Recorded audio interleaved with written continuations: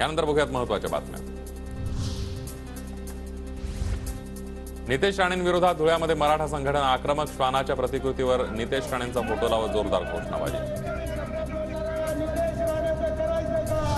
संसदेच्या कामकाजामध्ये अडथळा, काँग्रेसच्या 5 खासदारांसह एकूण 15 खासदारांचं संपूर्ण अधिवेशनातून निलंबन, तर सुरक्षेच्या कारणास्तव 7 कर्मचाऱ्यांवर ही निलंबनाची कारवाई। संसद घुसखोरी प्रकरणी महाराष्ट्रातल्या अटकेत असलेल्या अमोल शिंदेनं महाराष्ट्रातून फायर क्रॅकर नेले। 1.5 वर्षांपूर्वी बंगळुरूमध्ये बैठक, मार्च महिन्यात झालेल्या अधिवेशनामध्ये संसदेची रेकी, बुटांची तपासणी होत नसल्यानं बुटातून फायर क्रॅकर संसदेमध्ये नेले। संसद घुसखोरी प्रकरणातील 4ही आरोपींना 7 दिवसांची पोलीस कोठडी, चौघांची 1.5 वर्षांपूर्वी फेसबुकवर ओळख, शेतकरी आंदोलन आणि महागाईवरून सरकारला इशारा देण्यासाठी कट रचला, सूत्रांची माहिती। देशोन्नतीचे संपादक प्रकाश पोहरेंकडून विधान भवनामध्ये घोषणाबाजी, विदर्भाच्या प्रश्नावर अधिवेशनामध्ये चर्चा होत नसल्याचा पोहरेंचा आरोप, घटनेनंतर सुरक्षा रक्षकांनी पोहरेंना बाहेर काढलं।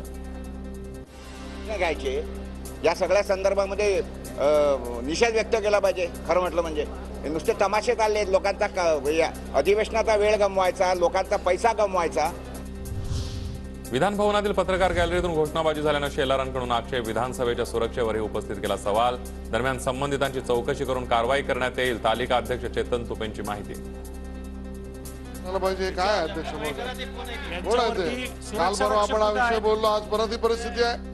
विधान भवनात त्या ठिकाणी लोकसभेमध्ये वरना कोणीतरी उडी मारली, विधानसभेच्या गॅलरीमधून कोणी बोलून जातं अध्यक्ष महोदय, ही काय परिस्थिती अध्यक्ष महोदय? शिवसेना आमदार अपात्रता प्रकरणी विधिमंडळ सुप्रीम कोर्टाकडे 3 आठवड्यांची वेळ मागणार, विधिमंडळ आज याचिका दाखल करण्याची शक्यता।